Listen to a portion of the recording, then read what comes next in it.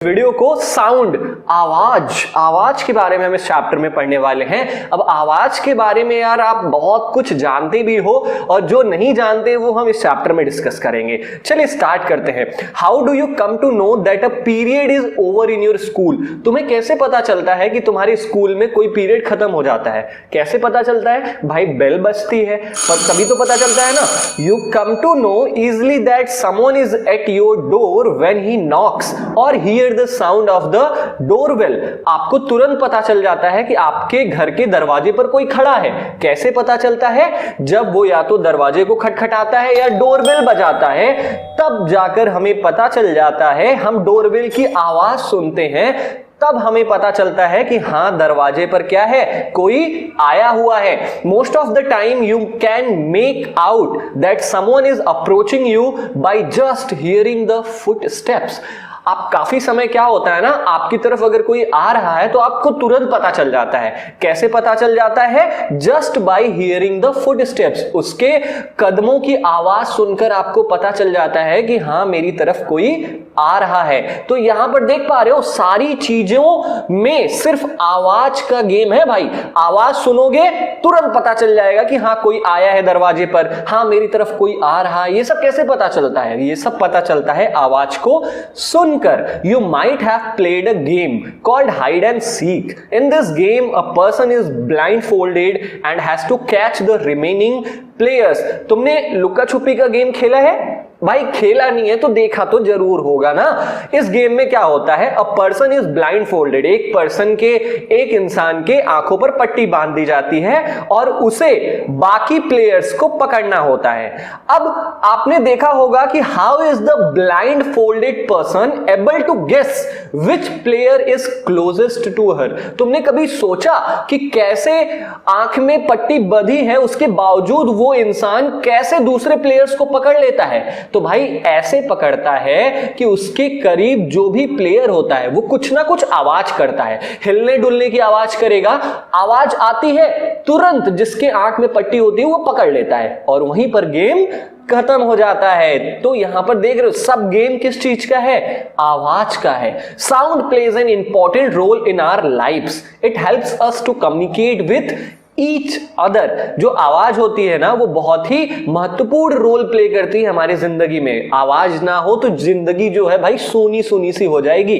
क्यों? It help us to communicate with each other. आवाज की मदद से ही हम एक दूसरे से बातें कर पाते हैं। अगर कोई गूंगा हो तो क्या आप उससे बात कर पाओगे? कर पाओगे, लेकिन बहुत कम चीजें उसकी समझ में आएंगी।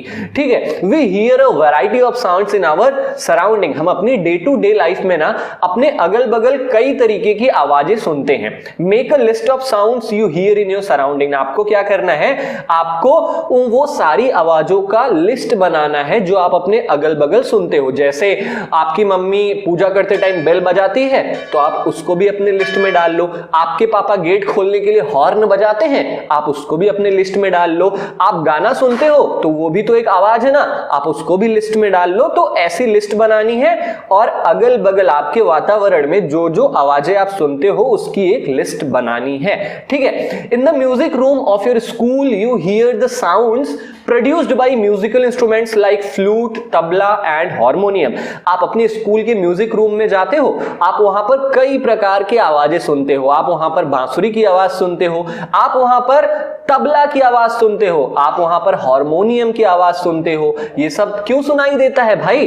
अब ये सारी चीजों को पढ़कर ना हमारे दिमाग में बहुत सारे क्वेश्चंस आ रहे होंगे।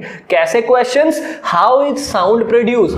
ये आखिरकार ये आवाज, जैसे अभी पीछे एक आवाज आ रही है, गाड़ी स्टार्ट हुई है, तो ये आवाज आ कैसे रही है? How does it travel from one place to another? ये आवाज किसी के मुंह से निकलती है और किसी के कानों तक कैसे ट्रैवल करती है, कैसे पहुंचती है? How do we hear sound? आखिरकार हम आवाज को सुनते कैसे हैं? Why are some sounds louder than others? आपने देखा होगा कि कुछ आवाज धीरे होती है, कुछ आवाज तेज होती है। ऐसा क्यों होता है यार कि कोई आवाज स्लो होती है, कोई आवाज लाउड होती है? We shall discuss such questions in this chapter. हम इस पर्टिकुलर चैप्टर में ना यार तुम्हारे इन्हीं सारे क्वेश्चंस के आंसर करने वाले हैं। तो आपका ये देखो यहाँ पर बहुत सारी म्यूजिकल इंस्ट्रूमेंट्स रखी गई है, जैसे ये वाला देखो हारमोनिया रखी गई है, और यहाँ पर देखो तबला रखा गया है, ये सरस्वती माता का सितार रखा गया है, ये बांसुरी रखी गई है कृष्ण भगवान की। ठीक है, अब देखो जो सबसे पहला क्वेश्चन था कि साउंड प्रोड्यूस कैसे होता है, सबसे पहले हम इसके बारे में जानेंगे कि sound is produced by a vibrating body. अगर कोई भी चीज कंपन कर रही है, अगर कोई भी चीज वाइब्रेट कर रही है, तभी आवाज निकलती है। इस चीज को हम डिटेल में पढ़ते हैं इस टॉपिक में। Touch the school bell when not in use, what do you feel? Again touch it when producing sound, can you feel it vibrating?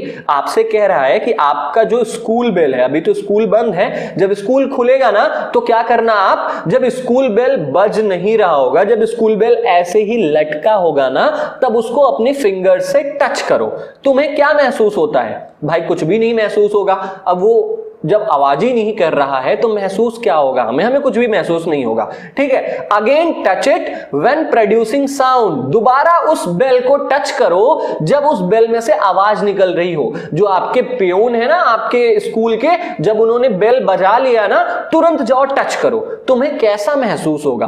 Can you feel it vibrating? तुम्हें क्या वाइब्रेशन महसूस हो रही है? क्या तुम ये महसूस कर पा रहे हो कि उस बेल से वाइब्रेशन आ रही है, उस बेल से कंपन आ रही है? हाँ, ऐसा फील होगा। ये सारी चीजें क्यों होती हैं यार? क्यों आवाज आती है तो कोई चीज कांपने लगती है? चलो हम एक एक्टिविटी करते हैं, एक्टिविटी 13.1, बहुत ही मजेदार एक्टिविटी है।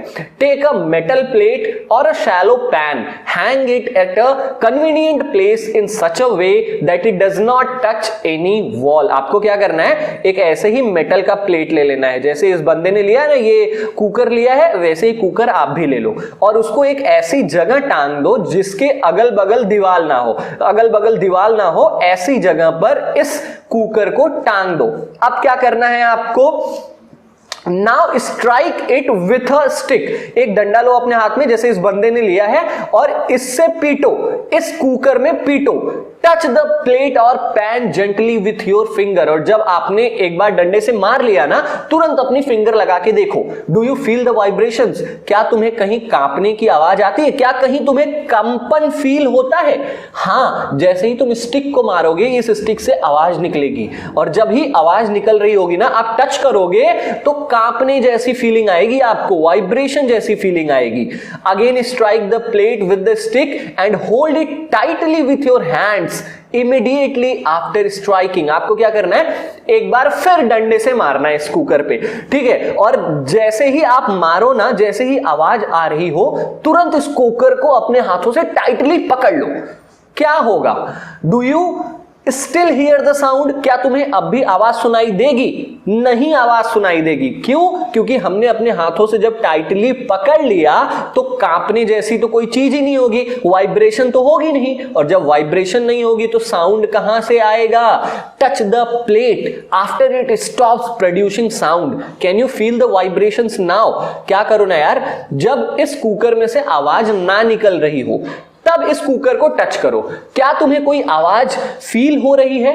क्या तुम वाइब्रेशन अब भी फील कर पा रहे हो? नहीं, ऐसा बिल्कुल नहीं है। क्यों नहीं है? क्योंकि जब आवाज नहीं तो वाइब्रेशन नहीं। मतलब इस एक्टिविटी से हमें यह पता चला कि कोई भी बॉडी से आवाज तभी निकलती है जब वो बॉडी वाइब्रेट कर रही हो। समझ गए कि नहीं? वो हो सकता है कि वो वाइब्रेशन हमें पता ना चले, और हो सकता है वो वाइब्रेशन हमें पता चल भी जाए।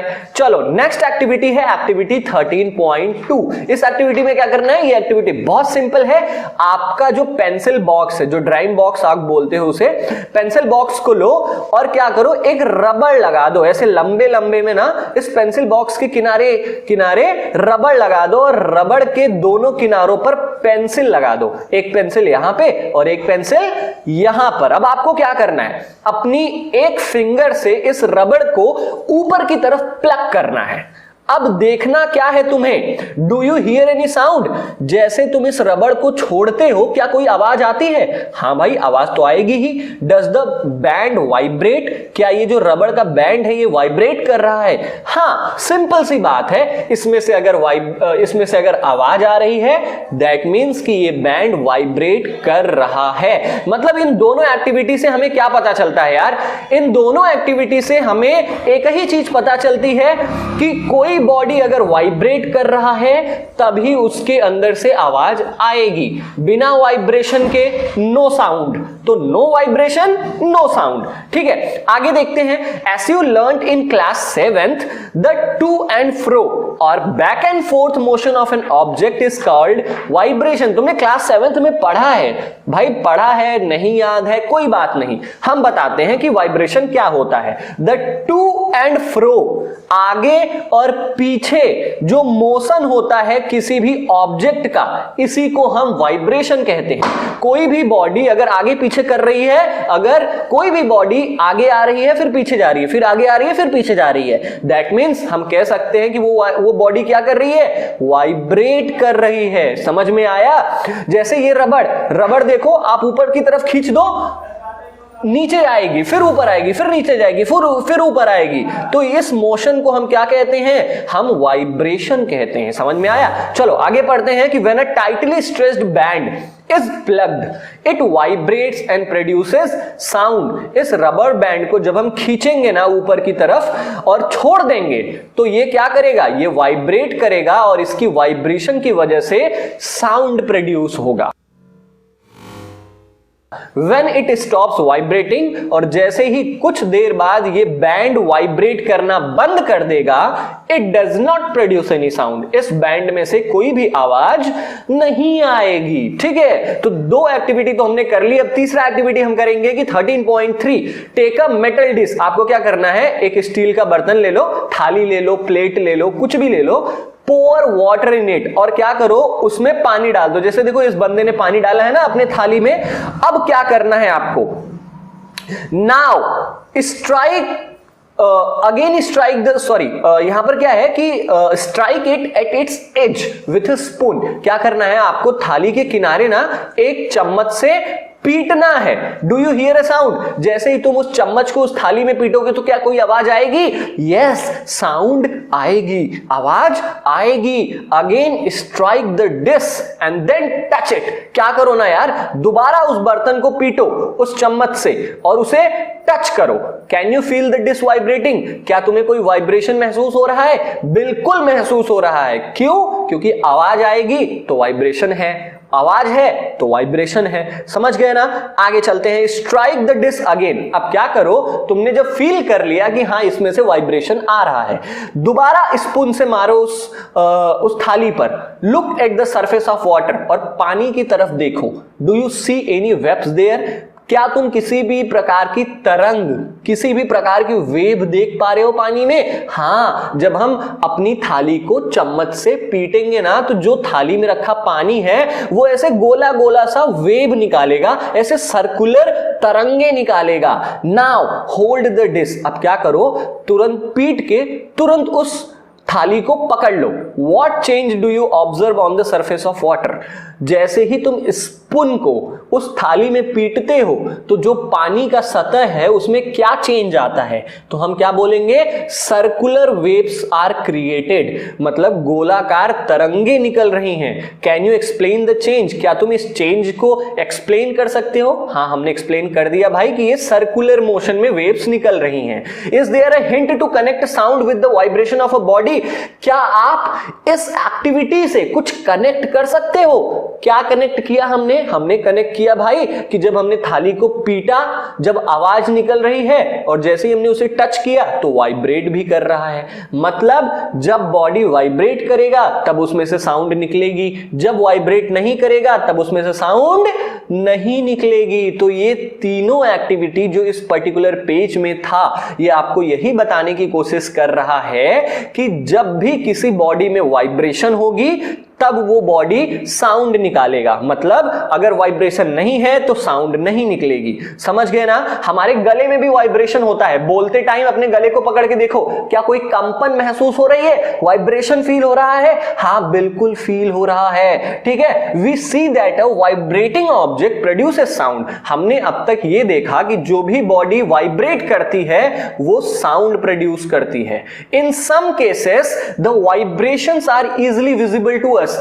कई बार हम वाइब्रेशन को देख पाते हैं, जैसे जो रबर बैंड वाला हमने एक्टिविटी किया ना, उसमें हम वाइब्रेशन को देख लेंगे। लेकिन ज्यादातर कुछ केसेस ऐसे भी होते हैं जिनमें जो ये वाइब्रेशन की दूरी होती है, जिसे हम एम्पलीट्यूड कहते हैं, अगर एम्पलीट्यूड छोटा है, स्मॉल है, तब हम वाइब्रेशन को नहीं देख पाएंगे। अगर एम्पलीट्यूड बड़ा है, मतलब देखो आप रबड़ को देखो, रबड़ कुछ दूर ऊपर जाता है तभी तो नीचे जाता है ना, तो हम इसको देख पाते हैं, तो इसका एम्पलीट्यूड ज्यादा है। तो अगर हमें किसी भी बॉडी का एम्पलीट्यूड बड़ा है तभी हम उसके वाइब्रेशन को देख सकते हैं। अगर उसका एम्पलीट्यूड छोटा है तब हम उस वाइब्रेशन को नहीं देख सकते हैं, लेकिन हम उसे फील जरूर कर सकते हैं। वही यहां लास्ट वाले सेंटेंस में दिया गया है। तो आई होप आपको यहां तक समझ में आया होगा। ओके, नाउ अब हम एक्टिविटी 13.4 करेंगे। Take a hollow coconut shell and make a musical instrument. Ektara. आपको क्या करना है, जो कोकोनट, जो नारियल का ऊपर वाला खोखला होता है ना, उसको लेना है और एक तारा नाम का एक म्यूजिकल इंस्ट्रूमेंट बनाना है। अब एक तारा कैसे बनता है अगर आपको नहीं पता तो आप YouTube पर सर्च कर सकते हो, हाउ टू मेक एक तारा। ठीक है, और तुम इस एकतारा को, अगर ये नारियल का खोखला ना मिले ना, तो जो मिट्टी का दिया होता है गांव में, उसका भी यूज करके बना सकते हो। कुछ ऐसा होता है एकतारा, आप इसे देखकर ही बता दोगे कि कैसे बनेगा। तो आप इसको बना लो। उसके बाद क्या करना है, play this instrument and identify it's vibrating part. आपको इस इंस्ट्रूमेंट को बजाना है और पता करना है कि इस इंस्ट्रूमेंट का कौन सा हिस्सा वाइब्रेट कर रहा है। जैसे तबला में, तबला क्या होता है, तबला का जो ऊपर वाला हिस्सा होता है, जो ऊपर वाली मेम्ब्रेन होती है, वो वाइब्रेट करती है। सेम ऐसे ही जो ये जो एकतारा है, इसका कौन सा हिस्सा वाइब्रेट कर रहा है, आपको ये बताना है।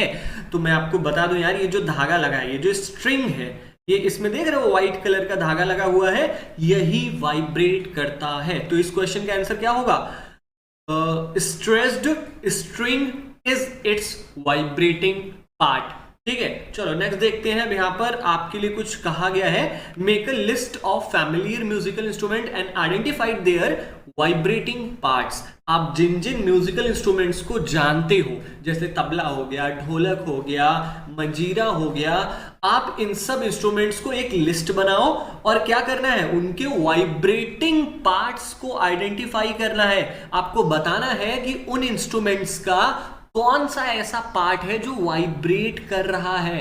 ठीक है, a few examples are given in table 13.1, complete the rest of the table. आपको क्या करना है, ये यहां पर कुछ एग्जांपल्स दिए गए हैं जो आपको क्या करना है। ये देखो कुछ म्यूजिकल इंस्ट्रूमेंट्स हैं और इनके वाइब्रेटिंग पार्ट इस तरफ दिए गए हैं। ठीक है, आपको कुछ और इंस्ट्रूमेंट्स के नाम लिखने हैं और इसका वाइब्रेटिंग पार्ट यहां पर लिखना है। चलो, जैसे वीणा, वीणा देख लिया आपने, जो सरस्वती माता ली होती है, सितार कहते हैं कि वीणा कहते हैं, वो वीणा आप समझ लो एक म्यूजिकल इंस्ट्रूमेंट्स होता है, सितार के जैसे ही होता है।